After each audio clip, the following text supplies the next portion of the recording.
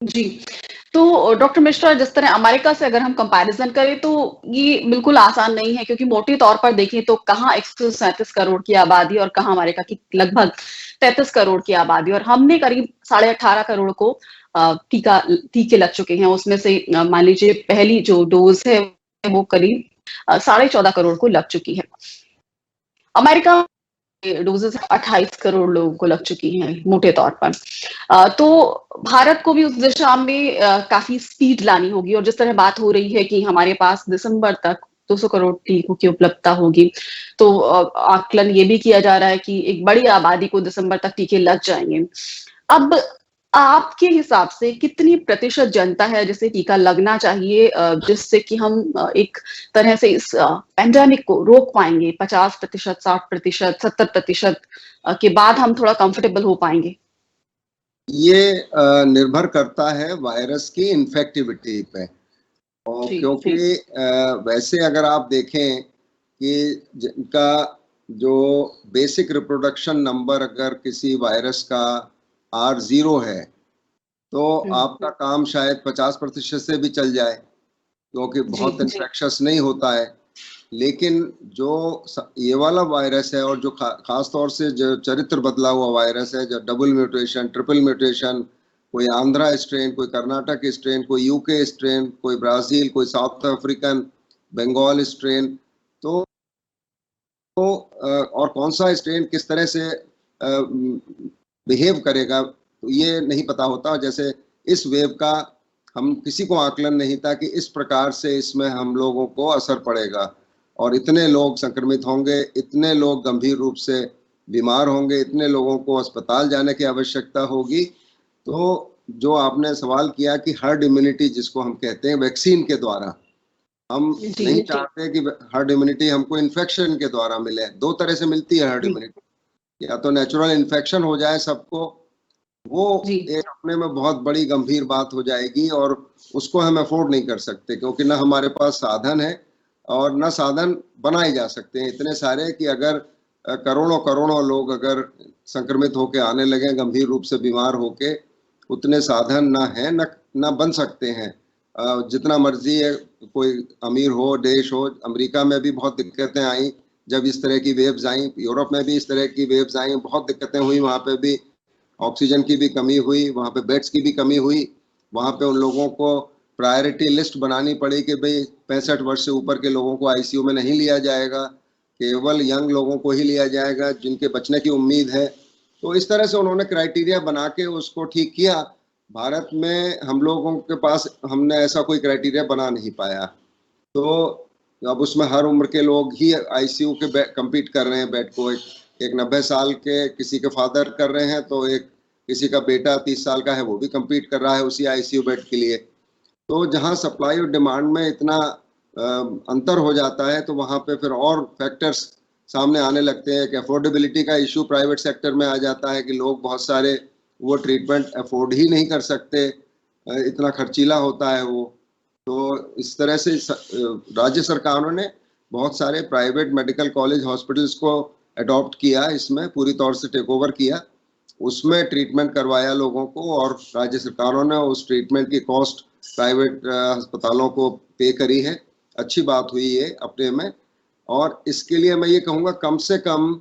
70% हमारे लोग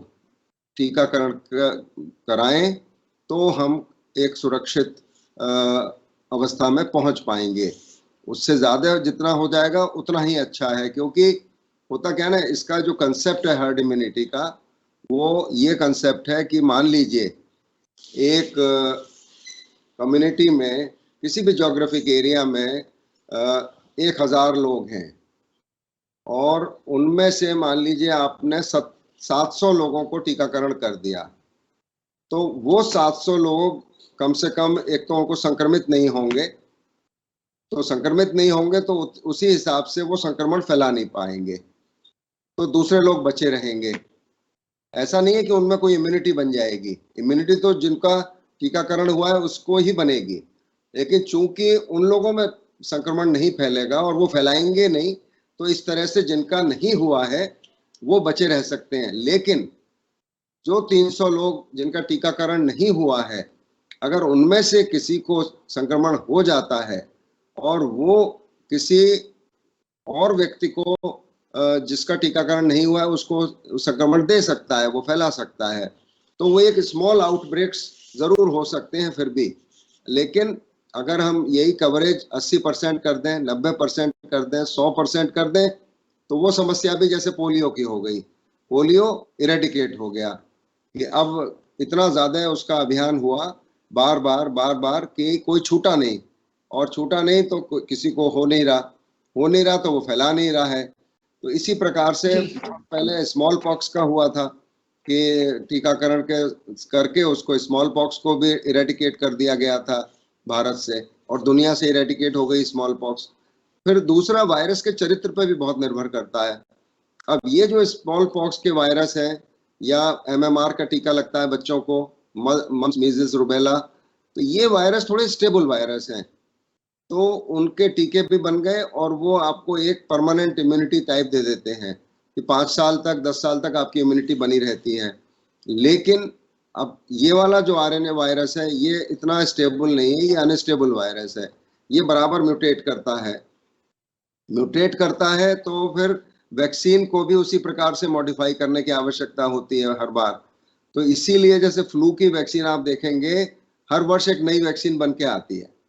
इसी प्रकार से कोरोना वायरस की भी यही चलेगा कि हर बार एक नई वैक्सीन बन के आएगी, क्योंकि म्यूटेशंस को भी हमें शामिल करना है उसमें कि भाई म्यूटेशंस के खिलाफ भी ये काम करे। फॉर्चुनेटली, भाग्यवश, हमारी जो कोवैक्सीन है और कोविशील्ड दोनों ही म्यूटेशंस के अगेंस्ट भी अच्छा उनका रिस्पॉन्स रहा है, उसको म्यूटेशंस को भी कवर कर लेती हैं। लेकिन ऐसे म्यूटेशंस अगर हो जाएं जो वैक्सीन को स्किप कर जाएंगे तो संक्रमण फैला सकते हैं, और कुछ वेरिएंट्स ज़्यादा घातक होते हैं, कुछ वेरिएंट्स उतने घातक नहीं होते हैं, या कुछ बिल्कुल भी नहीं होते हैं। तो ये बहुत सारी बातें हैं, लेकिन मिनिमम हमको 70% लोगों को टीकाकरण करना होगा अगर हम हर्ड इम्यूनिटी की तरफ बढ़, क्योंकि अभी आप देखिए बहुत सारे लोगों को तो संक्रमण हो ही गया है इस वाली वेव में और पहली वेव में मिला के। तो उन लोगों को टीका अगर इमीडिएटली नहीं भी मिलेगा तो वो लोग प्रोटेक्टेड हैं, ज्यादातर लोग। दोबारा भी होता है संक्रमण, लेकिन बहुत कम लोगों को होता है। तो इसलिए अगर हम मान के चलें कि आज हमारा जो नंबर पहुंच रहा है संक्रमित लोगों का 2.5 करोड़ पे पहुंच रहा है, अब ये 2.5 करोड़ का हम मान लें कि भाई 2.5 करोड़ का तो ये रिकॉर्डेड है, अनरिकॉर्डेड हो सकता है 4 गुने केसेस हो चुके हों अभी तक, या 10 गुने हो चुके हों।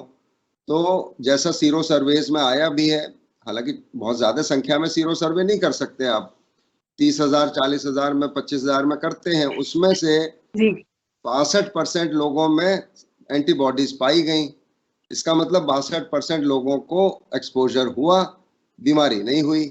तो ये भी एक हर्ड इम्यूनिटी के लिए वो जो है उपयोगिता इसकी होती है, और यही काफी लोगों का, पब्लिक हेल्थ एक्सपर्ट्स का मानना है कि ये वाली वेव से बहुत सारे लोगों में संक्रमण होके ठीक हो जाएंगे, और वो भी हर्ड इम्यूनिटी की तरफ हमें ले जाने में मदद करेंगे। और उसके बाद अगर वैक्सीन भी लगती रहेगी तो दोनों मिलाकर के हमारी स्थिति काफी सुदृढ़ हो सकती है दिसंबर तक।